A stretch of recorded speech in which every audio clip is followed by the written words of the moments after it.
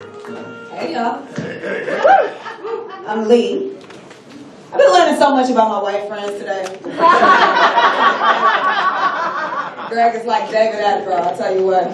Y'all, I love a good documentary, matter of fact, and Netflix is killing the documentary game. Let's see, they got the Ted Bundy story, the Fire Festival. So I'm also learning so much about the leisure activities of white men. But my favorite documentary, you guys, Bird Box. Absolutely fantastic. Sandy Bullock, she gives a flawless reenactment of life in America as a black woman. Check it out. Quick recap. Sandy Bullock, her man has been murdered by the Neighborhood Watch. She is now a single parent, and she just got evicted. And so for added emphasis, they throw a blindfold on her because we're black women. We can't anticipate this shit. So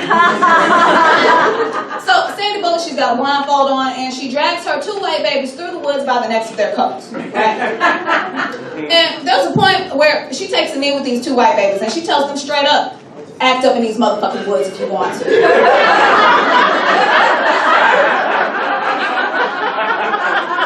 I will snatch a mud hole through your lives. You hear me?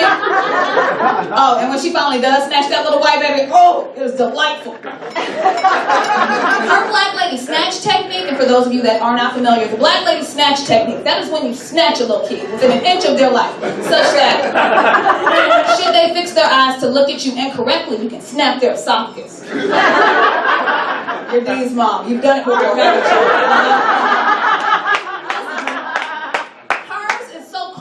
Accurate that it reminds me of my own black mama. See, my black mama, she wasn't out here trying to be my friend. She was too busy trying to prepare me for and protect me from all the unforeseen forces plaguing the black woman every day here in America. Things like workplace discrimination, low credit score, white women with fat asses. I kid you not. Cottage cheese thighs. Old nigga dick.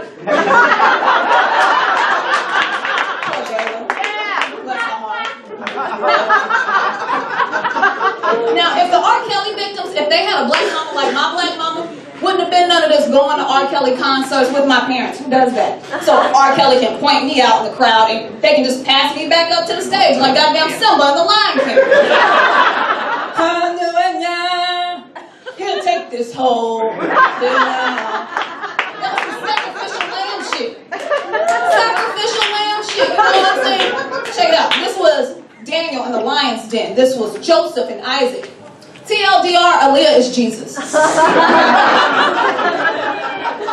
I personally do not subscribe to the notion that these girls were brainwashed by R. Kelly. The parents, the girls, they all saw an opportunity for stardom, and R. Kelly pissed on their parade.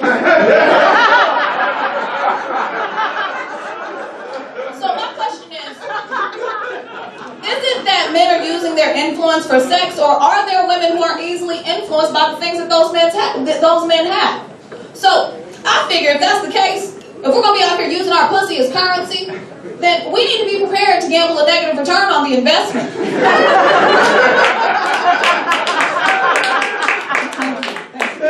it out. It costs to be the boss. You're going to have to pay to play. If you're going to be a groupie, it's going to cost you some coochie. And if you're not trying to bone, well, sis, you need to go home. If at any point that the penis is in the vaginal canal, should you decide to change your mind, sis, you are more than welcome to do so. And any objection on his end, girl, you got grounds for a complaint. At which point, that's when you call us so we can ride on that fool. Okay? However, if you decide you're going to stick it out, take it all the way to the goal, take one for the team to get what you want, and you get home and you suddenly regret gargling that dick and your whole tendencies. Sis, that is called buyer's remorse. And we cannot help you there. No, we can't. There has to be a clear distinction between a bad date and sexual assault.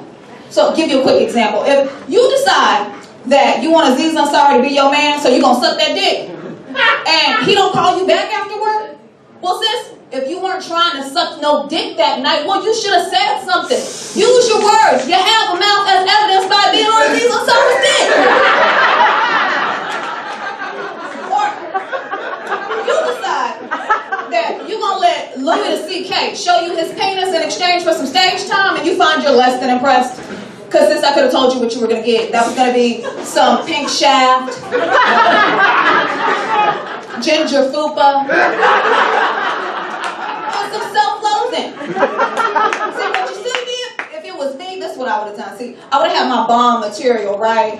And I would have killed it. I would have made sure that I got my stage time before he thought he was going to do the crime, you see? And then when I kill it, motherfuckers like Seinfeld will see it and be like, what's the deal with this bitch? You know what I mean? And then, when I blow up and I go on my tour, I'm going to have Louis the C.K. open for me, right? At which point, when that pink freckle booty, when it walks by, I'm going to snatch by the neck of his dick.